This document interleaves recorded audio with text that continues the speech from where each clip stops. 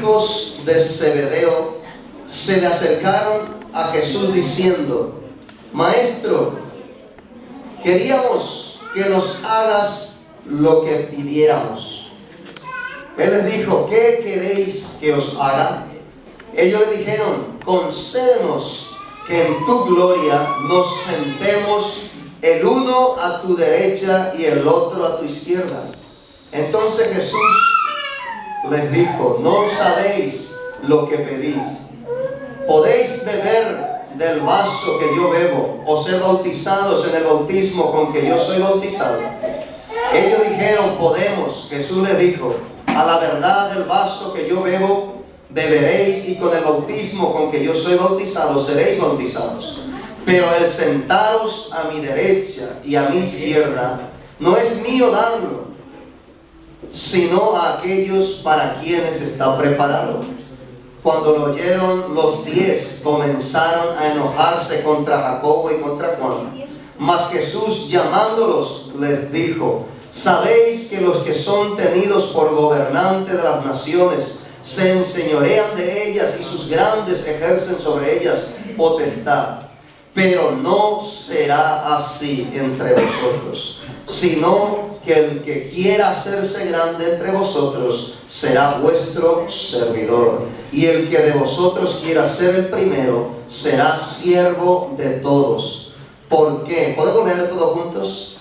Porque el Hijo del Hombre no vino para ser servido, sino para servir y para dar su vida en rescate por muchos. ¿Cuánto dicen amén? Amén. Gloria a Dios. De verdad, mis hermanos, me impacta ver la paciencia de Jesús con sus discípulos. Estos discípulos que llevaban ya muchos días, tal vez meses o tal vez ya años caminando con Jesús, de repente se sienta al lado de Jesús y le pide algo tan infantil. Le dice a Jesús que le ponga a su lado allí en su gloria. Algo tal vez tan egoísta. Algo, mis hermanos, que parece cosas de niño. Estos discípulos le preguntan a Jesús y le dicen: Jesús, ¿puede concedernos algo? Y Jesús le dice con toda seriedad: ¿qué quieres que yo haga? Ellos tenían la oportunidad de haber pedido por sus familias, tenían la oportunidad de haber pedido cosas que podían bendecir tal vez su pueblo, su ciudad, tal vez su nación. Pero ellos pidieron algo tan egoísta de sentarse al lado de Jesús en su gloria, uno a su derecha, otro a su izquierda. Y como les dije, me impacta la paciencia de Jesús, que con todo el cariño les mira a los ojos y les habla y les enseña las reglas del reino de Dios. Le da unas instrucciones y les enseña cómo tiene que ser. Y ahora yo, pensando, digo: menos mal que no me hicieron a mí la pregunta, porque posiblemente yo no tuviera tanta paciencia. Pero también pude comprender que Jesús, viendo el crecimiento, el desarrollo de sus discípulos, Jesús entendió algo: que ellos estaban en proceso de crecimiento, en proceso de cambio. Saben que cuando una persona llega a Jesús, automáticamente entra en un proceso de cambio continuo, y tenemos que tenerle paciencia. Entonces yo quiero que le diga a la persona que está a tu lado: por favor, hágame este favor, y le diga a la persona que está a tu lado: tenme paciencia, que estoy en proceso de cambio.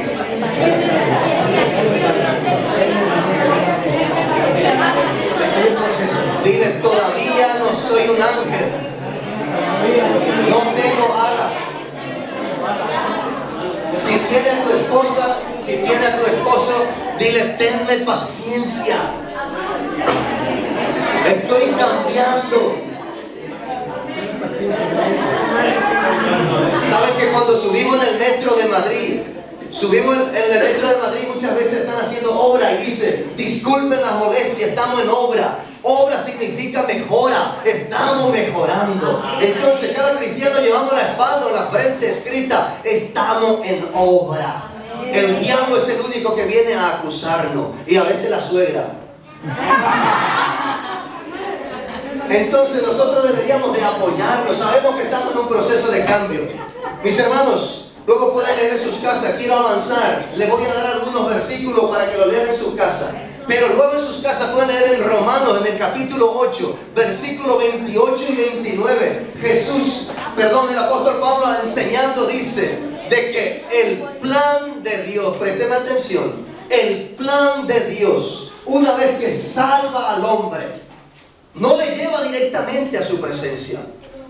Permite al hombre caminar por esta tierra, pero en ese caminar hay un plan de Dios para esa persona.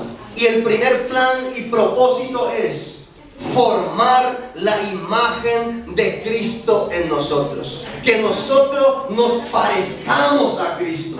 Hoy estamos en obra, hoy todavía nos parecemos a Cristo y tal vez teológicamente nunca lleguemos a parecernos totalmente a Cristo, pero el plan es mirar a Cristo y querer parecernos a Él, querer tener paciencia como Cristo, querer ser fiel como Cristo, querer ser bueno como Cristo, querer ser educado como Cristo, querer ser personas que oran como Cristo oraba, ser con personas como Cristo, ayunar como Cristo. El plan de Dios para nosotros es que la imagen de Cristo sea plasmada en nosotros. Que las personas no nos digan de qué religión somos, sino las personas nos miren y vean a Cristo en nosotros. ¿Cuánto quieren eso? Amén. Es el plan. Ahora, mis hermanos, para que Cristo llegue a ser lo que fue en la tierra, pasó procesos. Digan conmigo procesos. Procesos. Y nosotros tenemos que pasar procesos. Luego pueden buscar en su casa el primer paso. Dice que en Mateo capítulo 4, en el versículo 1, dice que el Espíritu llevó a Cristo al desierto. ¿Dónde le llevó? Al desierto. Más fuerte, ¿dónde? Al desierto. Al desierto. Cuando pone espíritu, no pone espíritu en minúscula, pone en mayúscula. Está hablando de Dios. Cuando en la Biblia encuentren espíritu escrito en mayúscula, está hablando de Dios. Cuando encuentre espíritu en minúscula, habla del espíritu del hombre. Dice que Caleb, cuando iba a entrar a la tierra prometida, dice que tuvo otro espíritu. Habla de espíritu en minúscula, habla del ánimo del hombre. Pero en este caso habla en mayúscula y está hablando de Dios. O sea que Dios mismo. ¿Cómo se llama este niño? Destiny. ¿Cómo? Destiny. Hay otro que más fácil. Dime tu nombre. Destiny. ¿De destino? Sí, el destino. Ah, destino.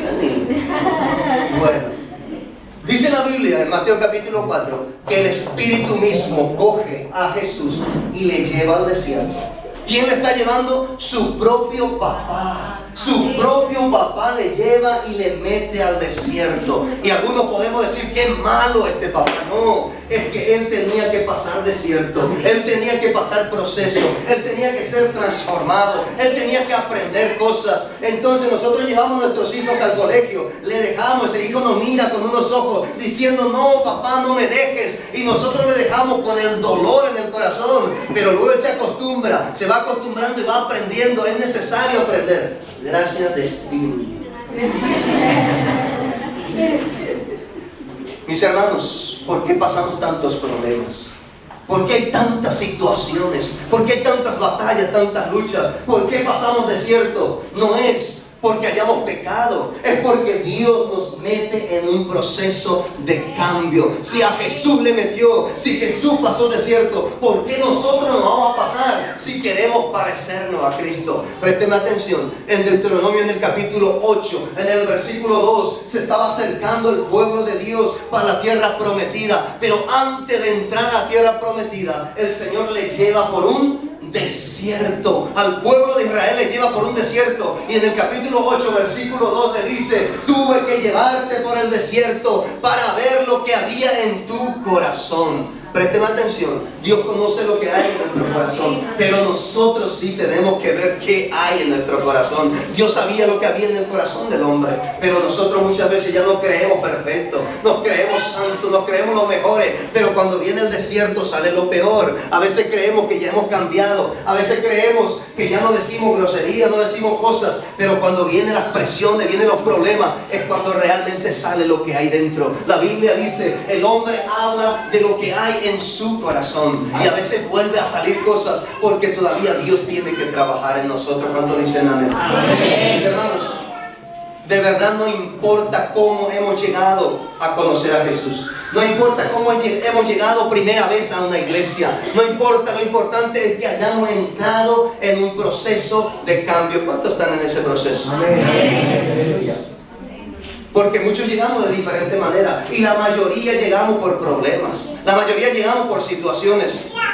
Hoy venía hablando con Javi, que es hermano de mi iglesia, y vamos hablando de cómo llega la gente a la iglesia. Y él tuvo otra circunstancia como llegó. Y yo no llegué a contarle, pero él conoce, yo llegué no por problemas. Yo estaba pasando una tarde, de repente veo a una rubia hermosa. Y digo, wow. Presten atención, el diablo conoce nuestras debilidades, pero Dios también. Entonces Dios sabía que yo quería casarme con una rubia.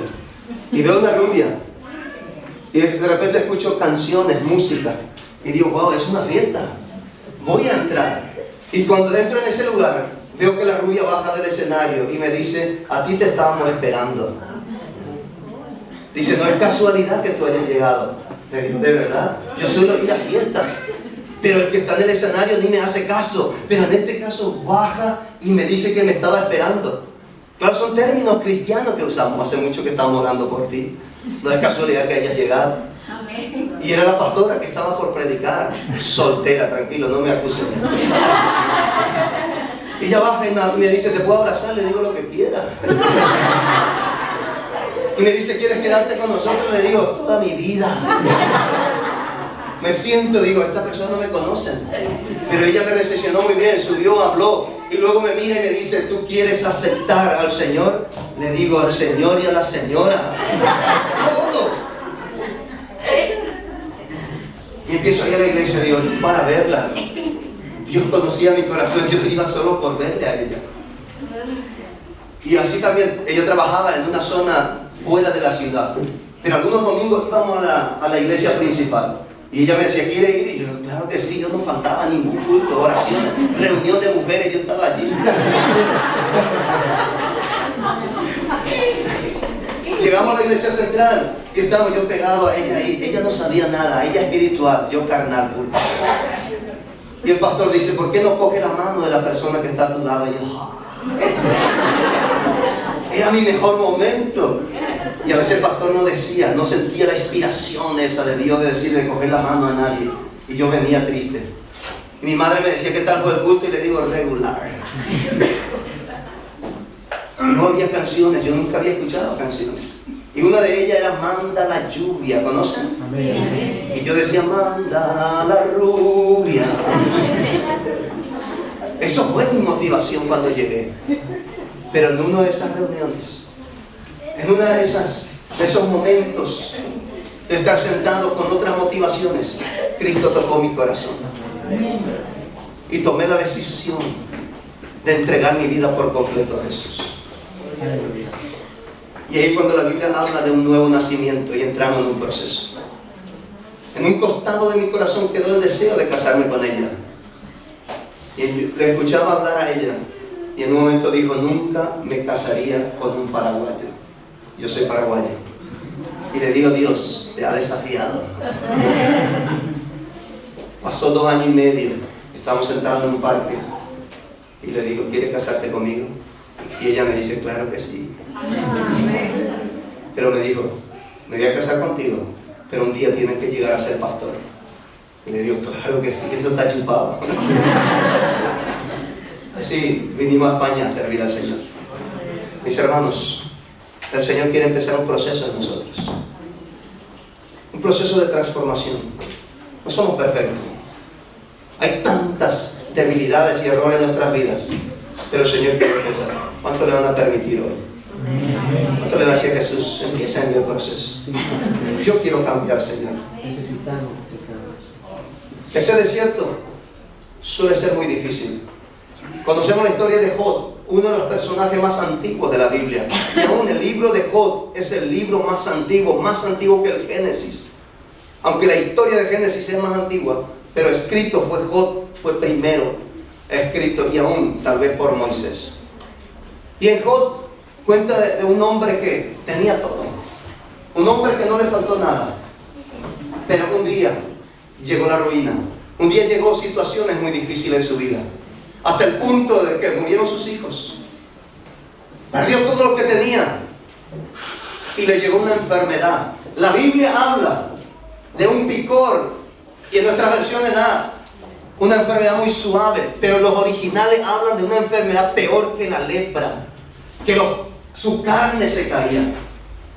Pero no solo eso, sino que olía tan mal que a 800 metros la persona ya olía el olor de este hombre.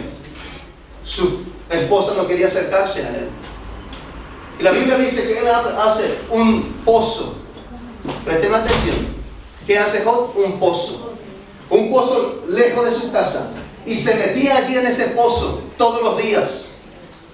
Y en ese pozo estaba ahí, pensando en su situación. Y venía en ese pozo un pájaro. ¿Cómo se llama este pájaro? Que viene a buscar y comer carne de animales muertos.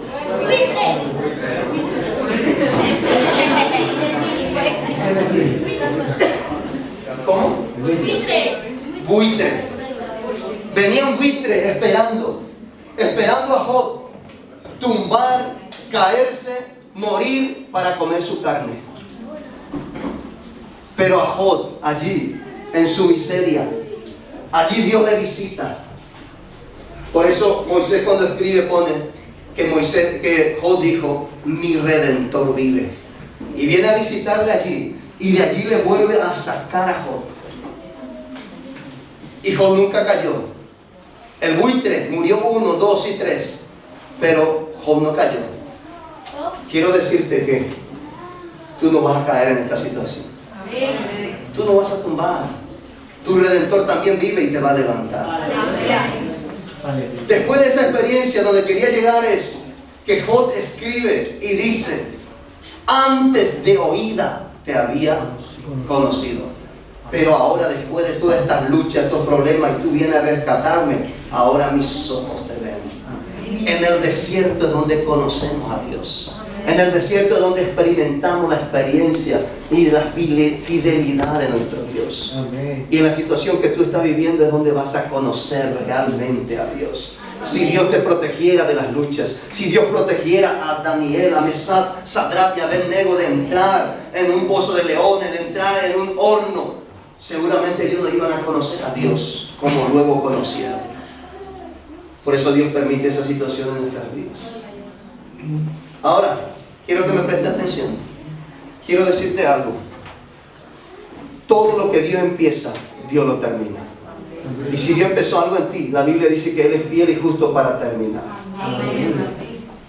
Si Él empezó, algunos quieren abandonar, pero yo quiero declarar que va a terminar el proceso en tu vida. ¿Cuánto dicen amén?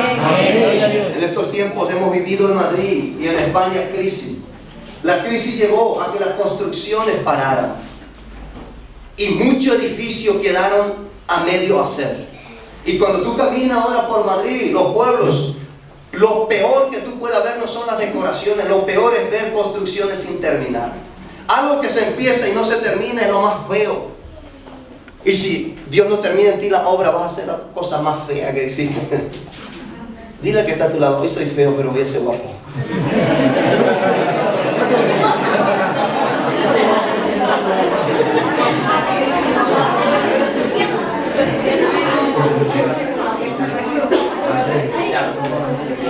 Cuando llegué a España, o llegamos con mi familia, pasamos situaciones como todo extranjero, situaciones difíciles, sin trabajo. Y me puse a servir en una iglesia, y me pusieron de ujier y estaba yo muy feliz, pero el trabajo no salía, situaciones de papel, había tantos trámites que hacer y iba pasando el tiempo. Pero ya venía, de mi tierra venía con el pelo largo, con el deseo de llegar a España y cortarme el pelo. Entonces voy a una peluquería y no me acuerdo, cobraba como 6 o 7 euros, en ese entonces era peseta. Y no tenía, entonces dejé crecer el pelo. Pero era por la economía. Creció tanto mi pelo, que lo que yo hacía era mojar el pelo y quedaba muy guapo.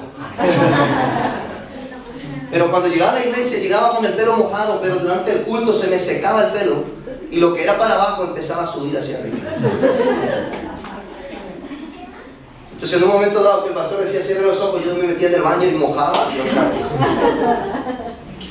Así pasó 11 meses sin cortarme el pelo. Y conocí a un hombre, a un colombiano, y me dice, ¿por qué no vas a una peluquería? Y le digo, porque no tengo dinero. Me dice, yo te voy a cortar el pelo. Y le digo, sí, sí. Y me dice, en el Parque del Retiro, estoy, allí en una parte donde conocido como Chueca. Allí estoy yo cortando el pelo, vete allí, no te voy a cobrar. Yo vivía muy lejos, pero le dije a mi esposa, hoy voy a caminar kilómetros porque me van a cortar el pelo. Llego a ese sitio, él me dice, siéntate aquí, debajo de unos árboles. Yo no conocía ninguna regla de España, las leyes de España no conocía. Me siento allí en un banco y él empieza, el pelo de 11 meses, ¿te imaginas? Y empieza con una máquina a cortar la mitad. Ese pelo cayendo, la mitad. Me quedaba otra mitad. De repente viene la policía y el peluquero sale corriendo y me deja a mitad, un lado pelado y el otro así de algo. ¿Tiene la foto, hermano? Este era mi pelo a los 6 meses más o menos, cuando llegué a España. A otras no me hicieron fotos, dile que no voy a hacer. La voy a sacar, hermano, ya está, que no se distraigan con ese. El hombre me termina a un lado y como iba a girar al otro lado, deja caer el peine de la máquina y sale corriendo. Y la policía para ahí y me mira la policía y empiezan a reírse. Se ríen de mí, le digo, me dicen ellos, ¿dónde está tu amigo? Le digo, la verdad que no sé dónde se fue. Y me dice, ahora le vamos a buscar. Le digo, por favor, búsquenle y que me dejan a terminar lo que empezó. Claro, sí, entre jóvenes como que queda bien, pero yo tenía que regresar a mi casa por la calle. Y si cogía un metro, tenía que regresar con el metro, ¿te imaginas? Y no solo eso, era sábado y al día siguiente tenía que ponerme de ujier. ¿Te imaginas? La mitad pelada y la otra así de algo. Entonces yo digo, voy a mojar esta parte y echo aquí. Y ya no solo eso, sino ¿qué le voy a decir a mi esposa cuando llegue a mi casa? Y se me ocurrió algo decirle, mi amor, me ha ahorrado 3 euros. Ahora solo me queda 3 euros. Pasó 1 hora, 2 horas, regresaron los policías, me dijeron, nos hemos encontrado a tu amigo. Le digo, sigan buscando. 4 horas oscureció y yo seguía ahí sentado. De repente, 10 de la noche, viene mi amigo y cuando le veo le digo, wow. Le doy un abrazo y le digo, por favor, termíname. Y terminó. Mis hermanos, ese amigo regresó a terminar lo que había empezado. Te quiero decir con esto que Jesús va a terminar lo que empezó en tu vida. Amén. Y tú estás en proceso. Hay algunos que queremos abandonar. Hay cosas que todavía tenemos que aprender. Y una de ellas es la fidelidad. Fidelidad es cumplir con lo que uno se comprometió. Fidelidad es cuando uno da su palabra y hace el máximo esfuerzo de llevar a cabo lo que se comprometió. Y muchas veces nos comprometemos cosas y no cumplimos. Nos comprometemos en cosas económicas y no cumplimos. Nos comprometemos en que nos vamos a congregar y no cumplimos. Nos comprometemos en que vamos a hacer algo y no lo hacemos. Y el Señor tiene que trabajar en nuestra fidelidad. ¿Saben que históricamente el ser humano ha sido infiel? Desde Génesis, cuando Dios crea a Adán y Eva, le dice, te doy todo lo que hay aquí para ti, para que tú disfrutes. Coge, come, usa, todo es tuyo. Pero solo una cosita no vas a tocar.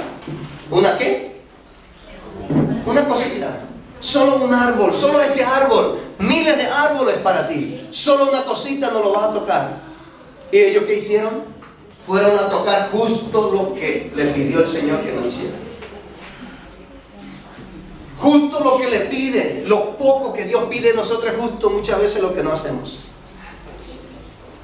¿Cuántos quieren ser fieles a Dios? La misma historia se repite en José, en Génesis capítulo 37, 38 al 40 y pico. A José le vendieron sus hermanos. Llega a la casa de un hombre llamado Potifar. Y allí Potifar le dice, José, todo es tuyo. Todo lo que está en mi casa es tuyo. Todas las bendiciones es tuya. Solo te voy a pedir que no toque a mi esposa. Y justo su esposa viene y se ofrece. Se mete ahí donde está José. Pero José se acordó de que Adán y Eva no fueron fieles. Y José dice, yo voy a ser fiel. Y sale huyendo.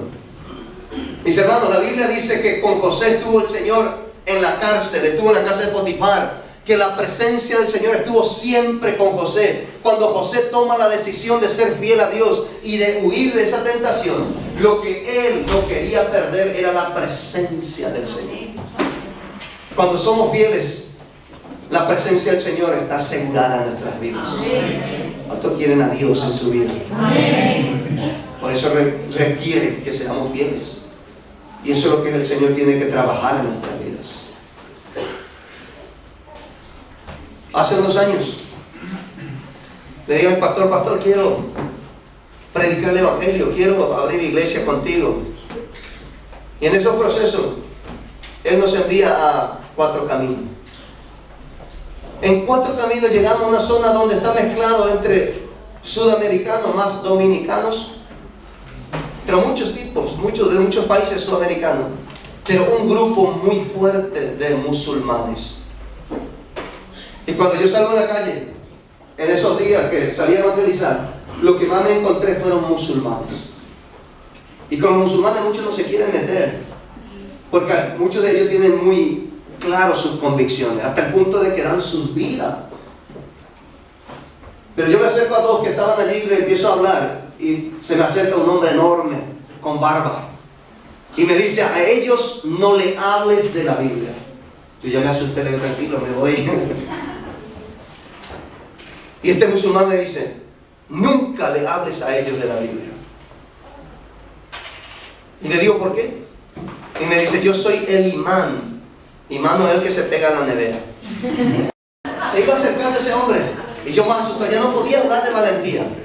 Iba hablando de Dios es misericordioso y mi esposa se acerca, y cuando se acerca a mi esposa, este hombre le empuja así a mi esposa y le dice, no hablo con mujeres, voy a hablar con aquel. Y ahí ya yo digo, aquí me desmayo, aquí me para el corazón. Y este hombre iba acercándose y empecé a sudar. Y ya cuando llegaba por ahí digo, voy a salir, voy a parar de predicar y voy a invitarle a ir a un cuartito que teníamos, y ahí voy a hablar con él, que no sea que aquí me quiera pegar o algo. Entonces bajo y me acerco, y cuando le voy a hablar algo, el hombre retrocede y digo, wow, tiene miedo. Entonces le digo, y el hombre retrocede. Y le hago, y el hombre más retrocede. Ahí me crecí. Nos crecemos cuando vemos cosas. Ir en iglesia. Y el hombre retrocede más. Y cuando me paro, el hombre mira a la gente y dice, veo a Dios en la cara de este hombre. Estaba viendo a Dios en mi rostro. Y empiezo a llorar, y el hombre retrocede más, se pone en la puerta y dice, Dios está aquí. ¿Cuánto dicen amén? Amén. Se va, mis hermanos, cierro mi Biblia y digo, yo soy cobarde, soy inútil, yo no valgo. Pero qué bueno cuando Dios está con nosotros. Porque Dios dice que Él se perfecciona en nuestras debilidades. Basta su gracia para, mis hermanos, poder seguir. El desierto no es fácil. Cuando vienen los problemas, se acaba nuestra valentía. Cuando te llama Movistar y te va a cortar el teléfono, cuando te cortan la luz, cuando no tiene nada que poner en la mesa, ahí es cuando sale lo bueno del cristiano. Pero muchos no tenemos nada que poner ahí. Estamos acostumbrados a decir, todo lo puedo en Cristo que me fortalece. Filipenses 4:13. Pero eso dijo el apóstol Pablo, 4:13, después de haber dicho 10 y 11, que dice, yo sé padecer necesidad, sé pasar hambre, pero en todo lo puedo en Cristo que me fortalece. Aun cuando no hay nada, yo estoy fortalecido en Cristo. ¿Cuánto dicen amén? Amén. Yo creo que hay personas que cuando las cosas se ponen difíciles quieren abandonar. Y con esto voy a cerrar. En el año 2008 Estaba llevando varios grupos de casa, predicando de un sitio a otro. Entre las cuales mi pastor me dice, vamos a ir a abrir iglesia en la zona sur de Madrid. Pinto. ¿Conocen Pinto? Valdemoro. Y entre Pinto y Valdemoro, ¿conocen? Pinto, Valdemoro y Ceseña. Y me dice, Miguel, hemos pensado en ti. Nos envía ahí a mi familia y a mí, mi esposa, mi hijo de 2 años y medio y mi hija en ese entonces 7 años. Vamos a esos lugares, empezamos a predicar, evangelizar, abrir grupos de casa. Y en un momento, en una mañana, le digo a los hermanos, vamos a salir a la calle y vamos a orar por la calle y vamos a reprender al diablo y que se vaya de esta ciudad. Y me acuerdo caminar por esa calle y decir, Satanás, te vas a ir de este lugar. Satanás, te vas a ir de este lugar. Vas a dejar esta tierra. Al día siguiente teníamos una campaña evangelística donde venía un hombre conocido llamado Carlos Anacondia. Entonces yo preparé unas camisetas donde ponía la ciudad y decía para Cristo. Ceseña para Cristo. Y toda esa zona sur, eso era nuestro deseo. Voy para retirar la camiseta, llevo a mi hijo pequeño de 2 años y medio, a mi hija, en ese entonces 7 años, y llevo a un hermano mío que tenía 16. Y llego y recojo las camisetas y cojo la camisetita pequeña para mi hijo pequeño, pero no la había entregado porque lo íbamos a usar al día siguiente. Viniendo con mi furgoneta en Madrid, me llama un hombre, me pide un favor, me acerco. Cuando me acerco a su casa, yo bajo de la furgoneta, me meto a ese sitio y se queda mi hijo pequeño, mi hija de 7 años y mi hermano. Mi hijo pequeño se puso inquieto, empezó a llorar. Entonces mi hermano no se le ocurrió otra cosa que sacar la pelota y a jugar ellos allí en la acera. La pelota cruzó por debajo de la furgoneta y mi hermano fue detrás. Y no se dio cuenta que mi hijo pequeño de 2 años también salió a la calle. Y vino otra furgoneta y atropelló a mi hijo. Atropelló cuando gritó mi hermano, vengo corriendo, encuentro a mi hijo tirado en la calle. Cuando le alzo mis brazos, mi hijo estaba muerto. Tenía abierto la cabeza. Digo, ¿dónde está? Esto es una pesadilla, salgo corriendo, llorando. Y en un momento mi hijo hace como que el Señor le retira algo. Y hace como... y muere en mis brazos. Hace 7 años. Llamo a mi esposa, vamos al tanatorio. Hicimos el entierro. No quise volver más, ni a Ceseña, ni a Pinto, ni a Valdemoro. No quería coger la M40. Nos arrinconamos en la iglesia en un sitio. El pastor nos llevó a vivir en su casa un tiempo. El golpe fue tan duro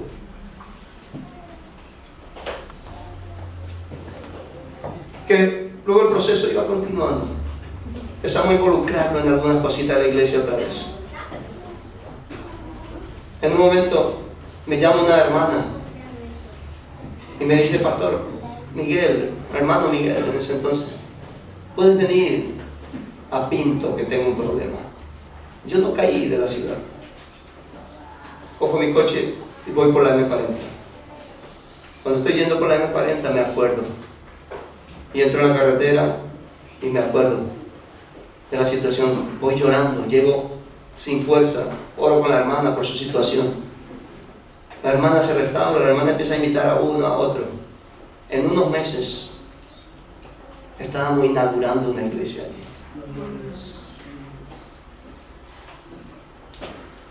Y cada vez que voy por la M40 y voy hacia Pinto, lo que le digo al diablo es, diablo inmundo. Un día yo te dije que te vaya fuera. Y el que se fue fuera fui yo. Pero hoy estoy regresando. Le digo, Satanás inmundo, he vuelto para quedarme. Y ahora tenemos en Pinto una iglesia. Los procesos son muy duros y muy difíciles. Por eso muchos abandonamos. Pero cuando el Señor está con nosotros, tarde o temprano nos vuelve a levantar. Y podemos decir al diablo, he vuelto. He vuelto. En Pinto llegó un hombre, vecino, español.